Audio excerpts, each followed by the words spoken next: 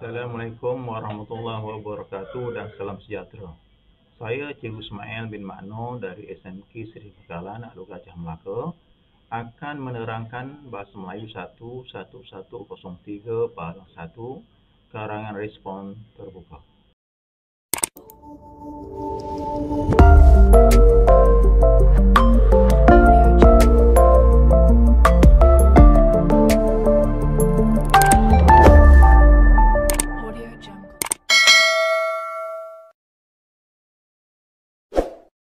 Dalam bahagian ini, cikgu akan cuba memfokuskan analisis soalan.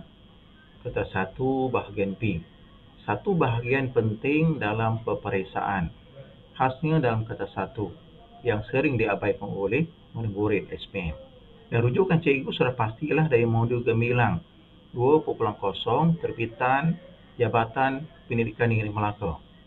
Satu modul yang khusus digunakan untuk murid-murid Negeri Melaka. Dalam bahagian karangan respon terbuka ini, yang perlu murid-murid sedari ialah mereka mesti mengetahui bahawa soalan ini ialah karangan bahagian B, 70 markah. Dalam soalan ini ada 4 domain, iaitu peribadi, awam, pendidikan dan juga kerjaya. Untuk menguasai 4 domain ini, murid mestilah ada kebijaksanaan untuk memilih satu daripada 4 domain yang disediakan. Kerana langkah ini perlu dibuat. Apakah langkah yang perlu dilakukan oleh murid-murid? Satu ialah mestilah membaca keempat-empat soalan. Dan setiap soalan itu perlulah difahami di manakah bahagian stimulus dia. Dan langkah ketiga ialah di mana bahagian tugasan soalan. Kerana 3 langkah ini perlu dilaksanakan secara serentak untuk memahami analisis soalan. Kita lihat satu contoh soalan.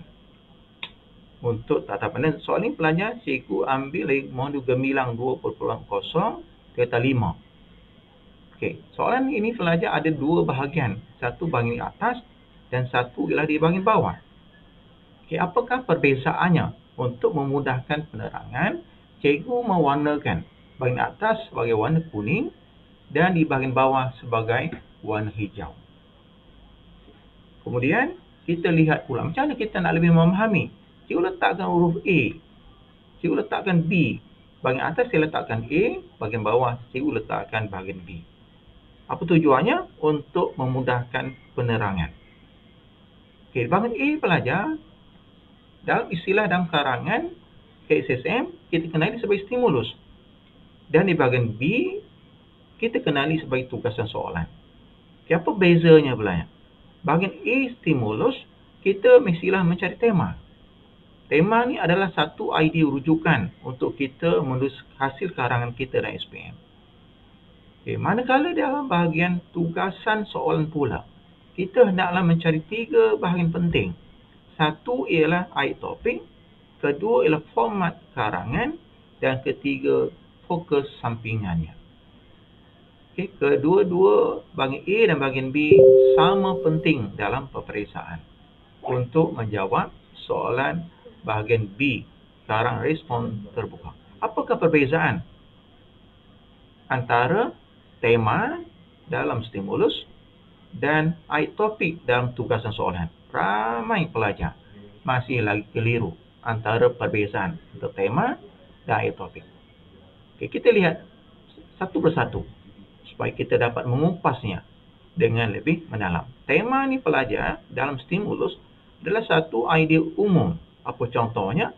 Ialah masyarakat penyayang, pencemaran alam sekitar, kesesakan lalu lintas, banjir kilat, kebanjiran pendatang asing dan sebagainya. Bermaksud satu idea yang diberi secara umum. Manakala dalam bahagian yang seterusnya, iaitu ayat topik.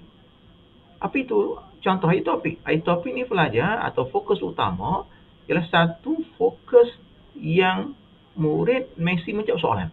Apa contohnya pelajar? Punca atau faktor, kesan, langkah mengatasi, ciri-ciri, langkah-langkah, contohnya implikasi. Semua ni pelajar adalah fokus kepada tema yang telah diberikan tadi.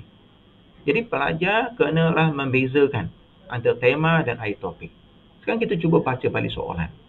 Untuk mencari tema dalam bahagian stimulus, pelajar atau murid perlulah membaca frasa demi frasa dan carilah satu idea yang diberi secara umum. Baca perlahan-perlahan. Jangan kejar masa kamu. Kamu kena kawal masa kamu. Baca perlahan-perlahan.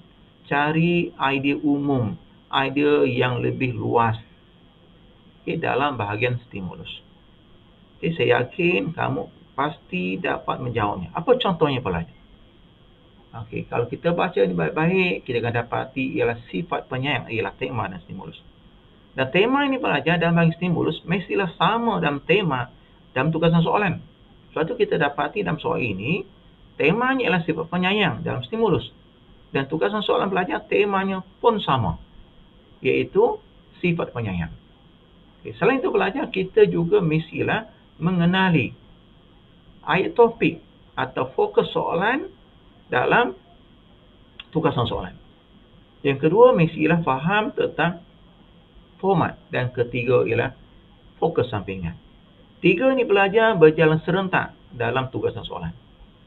Ayat topik, fokus sampingan dan format soalan berjalan secara serentak dalam soalan. Ini contoh pelajar. Ayat topik dia. Apa ayat topik atau fokus soalan pelajar? Usaha-usaha. Apa fokus sampingan? Pelbagai usaha dilakukan oleh pelbagai pihak untuk melahirkan masyarakat penyayang di negeri ini.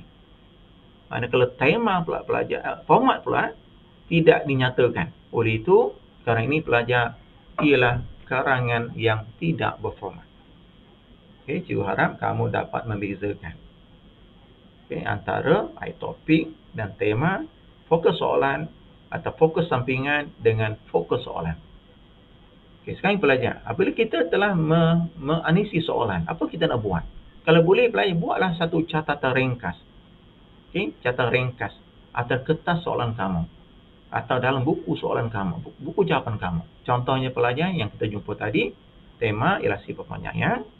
Tugasan soalannya pelajar ada satu saja, usaha-usaha. Dan ayat topiknya pelajar, ayat topiknya kita yang semalam kita jumpa tadi ada 4. Satu, pelbagai usaha. Kena nyatakan dalam karangan. Dilakukan oleh pelbagai pihak. Kena jelaskan dalam karangan. Untuk melahirkan masyarakat penyayang, kena nyatakan. Di negeri ini kena nyatakan. Bermaksud pelajar ialah ayat fokus samping ini menyokong fokus utama kita tadi. Dalam soalan peperiksaan kertas bahagian B ini. Fahamkan betul-betul. Dan usaha ataupun ayat fokus ayat topik atau fokus soalan ini perlulah dinyatakan, diuraikan bersama dengan fokus sampingan. Kena kita nyatakan. Kegagalan kita menyatakan fokus utama ataupun fokus samping ini menyebabkan maka kita akan jatuh. Dan sekarang ini pelajar tidak ada formatnya. Catat. Ini pelajar satu latihan sendiri. Gunakanlah modul gemilang 2.0 tentang 4 atau tentang 5 pun boleh, tak ada masalah. Bincanglah bersama guru kamu. Bincanglah sama rakan-rakan kamu. Supaya kamu dapat membezakan apakah peranan bahagian atas dan bahagian bawah tadi. Seperti itu saja untuk kali ini. Sekian, terima kasih. Jangan lupa rujuklah modul gemilang yang diusahakan oleh Jabatan Pendidikan Negeri Melaka. Sekadung, terima kasih kepada semua anak murid yang sudi mendengar taklimat cikgu secara ringkas pada sekian. Wabillahi taufiq wal hidayah. Assalamualaikum warahmatullahi wabarakatuh.